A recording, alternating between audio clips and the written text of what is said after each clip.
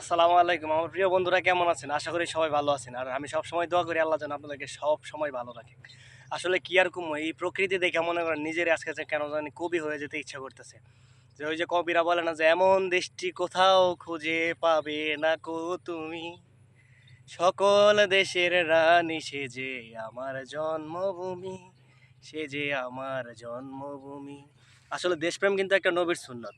কারণ আপনি যার ভিতরে দেশপ্রেম নাই তার ভিতরে মনে করেন কোনো সুন্নতই নাই। কারণ দেশপ্রেম একটা নবীর সুন্নত। নবী কারীম সাল্লাল্লাহু আলাইহি সাল্লাম যখন মক্কা থেকে মদিনায় চলে যান, তখন উনি ওনার দেশের জন্য, ওনার জন্মভূমির জন্য অনেক কান্নাকাটি করছেন।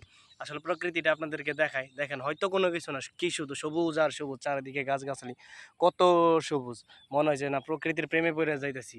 যে আসলে প্রকৃতি সত্যিই অনেক সুন্দর, অসাধারণ। কি সুন্দর করে আল্লাহ এই অপরূপ পৃথিবী সৃষ্টি করেছেন।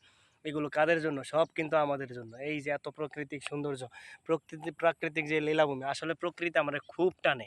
প্রকৃতির প্রেমী শুধু আমি না, আমি জানি অনেক মানুষ আছে প্রকৃতি পছন্দ করে। আমার যখন খুব ভালো লাগে না, আমার মন খারাপ, কোনো বিষয়, দুনিয়াবি অনেক বিষয় আছে যে মন খারাপ হয়, তাহলে আমি কি করি? বাইরে আসি।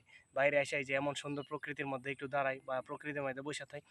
আমার বাজে আড্ডা, মানে অনেক লোকজন নিয়ে আড্ডা আড্ডা মাড্ডা দিতে আমার কিন্তু পছন্দ লাগে না। আমার পছন্দ লাগে আপনার এই যে প্রকৃতির মধ্যে খোলামেলা একা একা। অনেক সময় বলে যে, কিরে একলা একলা না বয়ে লাইছস? একলা একলা বয়ে লাইছি না, আমি ওই প্রকৃতি নিয়ে বয়ে লাইছি। তখন মনে হয় যে না, আসলে প্রকৃতির যে কত একটা সৌন্দর্য, প্রকৃতির কাছে আইলেই মনটা কেমন জানি অন্যরকম উদাস উদাস হইয়া যায়। মনে হয় যে না, আমিও যদি এই প্রকৃতির সাথে মিশে যাইতাম। আসলে কিন্তু একদিন ঠিকই মিশে যাবো, যখন মারা যাবো তখন আমরা দাফন করে দিব। আমরা কিন্তু এই মাটির নিচে, এই প্রকৃতির সাথেই, প্রকৃতির নিয়মেই আবার কিন্তু মাটির সাথে মিশে যাবো। প্রকৃতি কিন্তু অনেক পছন্দ আমার। অনেক, এমন আমার মতো আমার বন্ধুদের মধ্যে অনেকে আছে যারা প্রকৃতি পছন্দ করে। আমি সেসব আমাদের বন্ধুদের দেখতে চাই যারা প্রকৃতিটা পছন্দ করে।